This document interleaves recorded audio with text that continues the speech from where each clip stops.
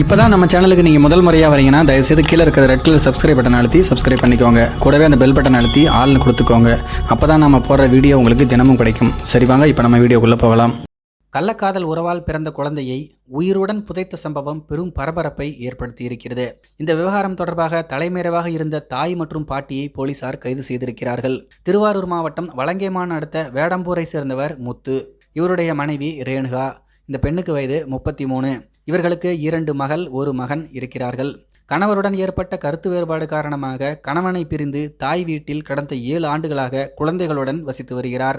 இந்த நிலைமையில்தான் குடவாசல் பகுதியில் இருக்கக்கூடிய ஜவுளி கடையில் வேலை செய்தபோது அங்கு வேலை பார்க்கும் கமலேஷ் என்கின்ற இளைஞருடன் பழக்கம் ஏற்பட்டுள்ளது.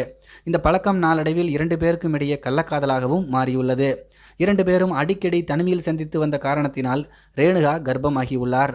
இந்த நிலைமையில்தான் கடந்த 22ஆம் தேதி திருவாரூர் அரசு மருத்துவக் கல்லூரி மருத்துவமனையில் ரேணுகாவிற்கு ஆண் குழந்தை ஒன்று பிறந்துள்ளது.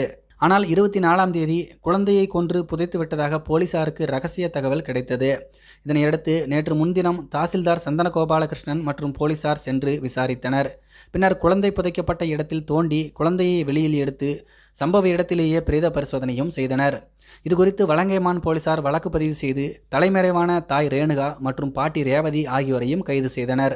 இதுகுறித்து வலங்கைமான் போலீசார் சொல்லும்போது, கள்ளக்காதலில் பிறந்த குழந்தை என்பதால் கட்டைப்பையில் வைத்து பாலத்தின் பக்கவாட்டு சுவரில் தாயும் மகளும் சேர்ந்து கொடூரமாக அடித்துள்ளனர். அப்போதும் அந்த குழந்தை சாகாமல் அழுததால் கழுத்தை நெரித்து கொன்று வீட்டுக்கு கொண்டு போய் ஒரு பாத்திரத்தில் மூடி வைத்துள்ளனர்.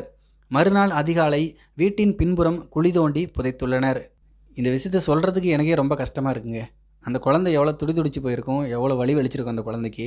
என்ன சொல்கிறதுன்னு தெரிலங்க. இதை பற்றி உங்களுடைய கருத்துக்கள் என்ன அப்படிங்கிறது கீழே இருக்கிற கமெண்ட்ஸில் தெரியப்படுத்துங்க. மேலும் இது போன்ற வீடியோக்களை பார்க்க நம்முடைய சேனலை சப்ஸ்கிரைப் பண்ணிக்கோங்க. நன்றி, வணக்கம்.